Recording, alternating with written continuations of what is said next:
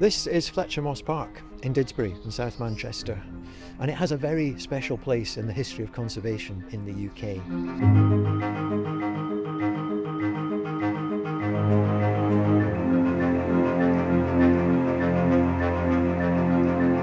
In Victorian times there was a fashion for ladies' hats with very elaborate feathers and plumes on them, and these feathers and plumes got more and more elaborate until there were birds' wings on hats, and then eventually whole birds attached to hats. Now this had a terrible impact on bird life in the UK and globally, because species like birds of paradise were being brought in from Borneo and across Europe and all sorts of places just to be made into hats.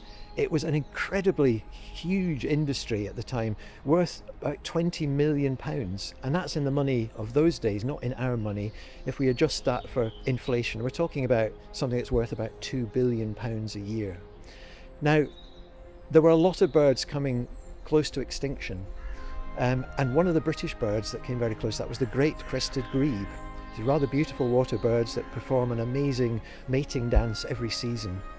And that bird was the favourite bird of a Manchester woman who lived here in what is now Fletcher Moss Park.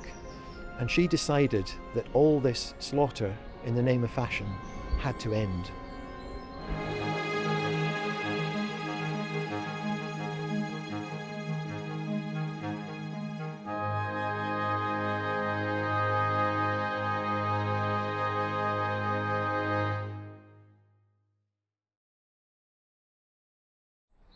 That woman was Emily Williamson, and this house is the Croft, and this was Emily's home in what is now Fletcher Moss Park, which was at the time her garden. And it was in this house that she formed her own society to try and protect birds. She had approached the British Ornithologists' Union and asked for their help with a campaign to try and stop the plumage trade, and they ignored her. They didn't even respond to her letters. She was a woman, and the British Ornithologists' Union did not have women as members. So Emily decided she would form not only her own society, but a society of women. And for the first 30 years, her society was run entirely by women. So it was in this house, in her front room, she first gathered together a few interested parties to form what was initially called the Plumage League.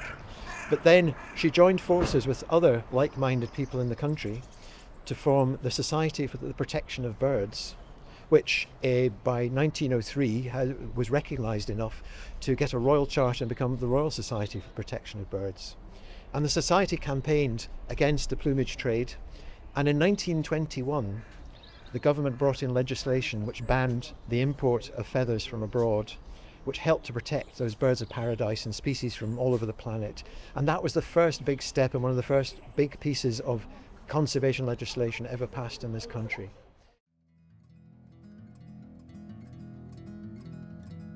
That was a real victory for Emily and helped to save her beloved great crested grebes and so many other birds from becoming completely extinct.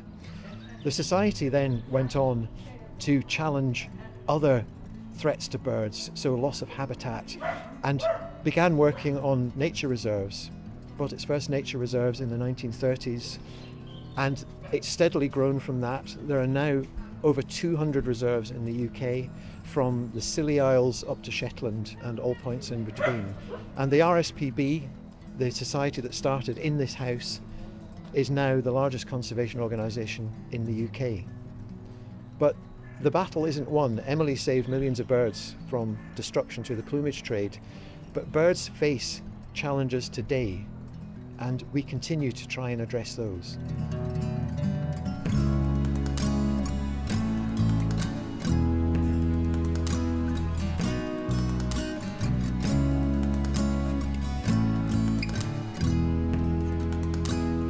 The RSPB is still active here in Manchester. We've just run a 2-year project that was funded by the People's Postcode Lottery, and that has concentrated on one species, which is a city species, and that is the swift.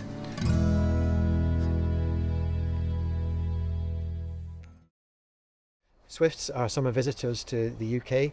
They come here all the way from Africa to breed, and they nest in our buildings. They're very much an urban species. So traditionally they've nested in the eaves of houses, just getting up under the edges of roofs and building their nests in there. But as time has gone by, those spaces have disappeared. People put in plastic soffits and fascias, they put in insulation. The swifts are struggling to find anywhere to nest. So what we've been doing in Manchester is trying to raise awareness of that, raise awareness of the fact that the number of swifts in the UK has declined by over 60% just this century, just since 2000. And we really need to do something about that in the same way that Emily was acting to try and save those birds back in the 1880s. So in our project, one of the things we've done is go out to people, tell them about swifts, get them interested in swifts. And also we've been creating new nest spaces. So some of the further education colleges in Manchester have built swift nest boxes for us, and we've put them up, and we've created several swift streets. The reason for this is that swifts like to nest together. They're communal birds, they like to all hang out together.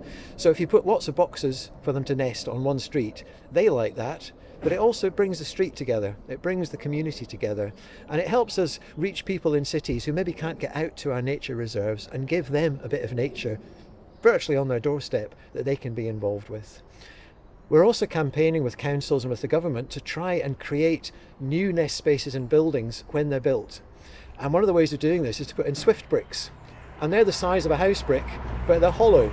So inside there's a space and a little entrance where a swift can fly in, and we can tuck those just under the eaves of a house. So we're campaigning for that.